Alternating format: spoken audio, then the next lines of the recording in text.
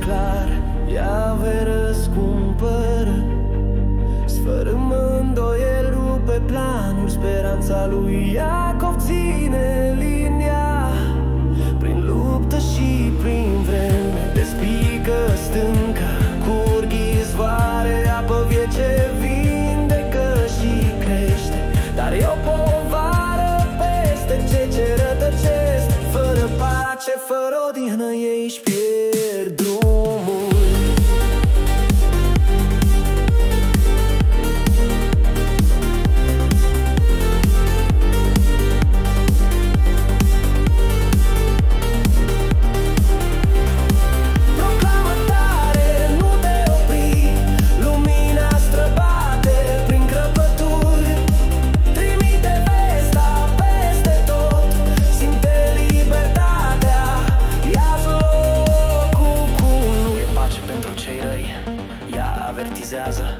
Nopți sfărâmate și dimineți neliniștite, dar cei credincioși se ridică în bucurie și cântă.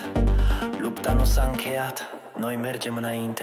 Bătăi pulsând, lumini electrice, inima leargă prin nopți nesfârșite. Energia urcă, nu putem sta, să trimitem mesajul dincolo de stea.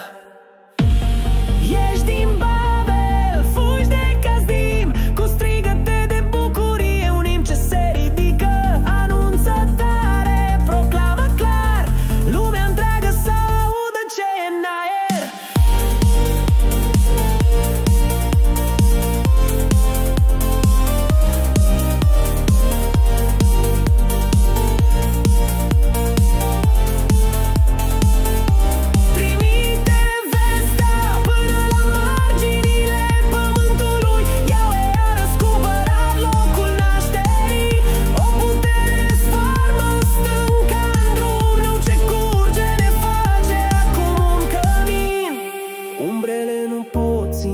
Valul lui, lumina pătrunde, nu e timp de ascuns. Un răget de triumf printre izvoare, o forță curgătoare ce hrănește visare. Trimite vestea până la marginile pământului, răscumpăra lui Yahweh își dovedește prețul. El a crăpat stânca, a curs izvorul, un semn din cer, viața din noi a tuturor. Dar ascultă șoapta, întunericul vine.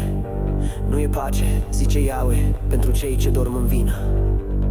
Fulgeră sufletul, nu poți fugi, ritmul ține ceea ce trebuie să fie.